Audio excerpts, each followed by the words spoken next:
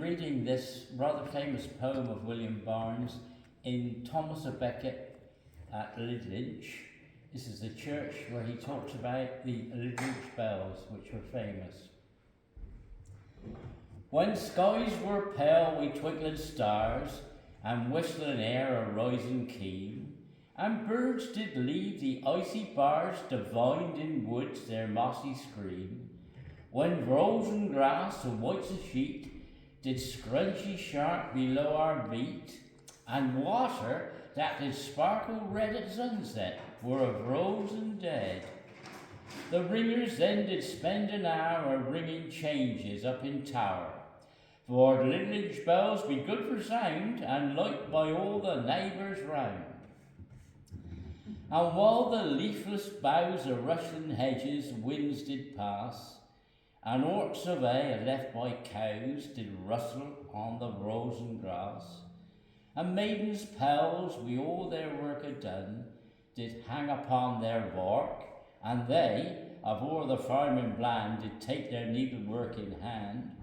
The men did cheer their heart an hour, a ringing changes up in tower, for Lydlinch bells be good for sound, and liked by all the neighbours round. Their sons did pull the bells that rung their mothers' wedding pills afore, the while their fathers led 'em young and blushing from the church's door, and still did chime wi' happy sound as time did bring the Sundays round, and call 'em to the holy place for heavenly gifts of peace and grace. And folk did come a streaming slow along the trees in row, while they in merry peals did sound the bells for all the neighbours round.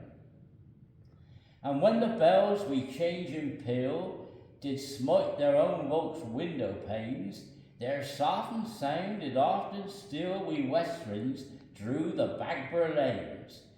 Or when the winds did shift, mid goo where woody stock do nestle loo, or where the rising moon did light the walls of Thornhill on the height.